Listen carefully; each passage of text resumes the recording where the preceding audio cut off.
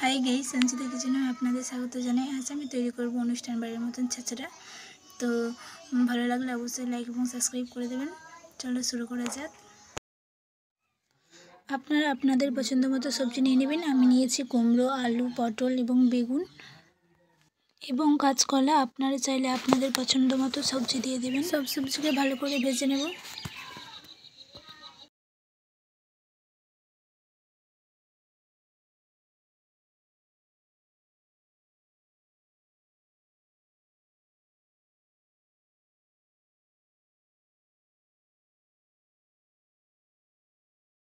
সব সবজি ভেজে নেব এবং যেহেতু মাছের মাথা দেব, মাছের মাথাটাও ভেজে নেব।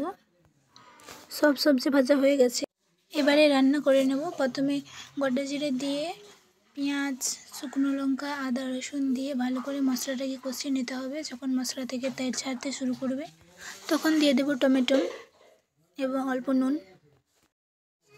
এরপরে দিয়েছি হলুদ গুঁড়ো, লঙ্কা গুঁড়ো, জিরে গুঁড়ো, ধনে গুঁড়ো এবং এগুলোকে ভালো করে কষিয়ে নিতে হবে।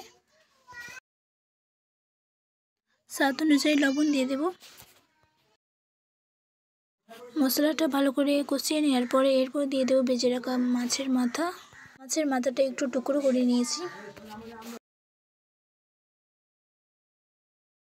মাছের মাথাটা ভালো করে কষানো হয়ে গেলে এরপর দিয়ে দেবো সব সবজিগুলো এবং ভালো করে কষাতে থাকবো। সবজিগুলো কষানো হয়ে গেলে এরপর দিয়ে দেবো পালং শাক এবং দিয়ে দেবো স্বাদ অনুযায়ী লবণ।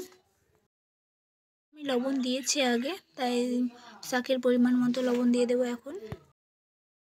এখন আমার রান্না হয়ে গেছে, এবার নামিয়ে নেব।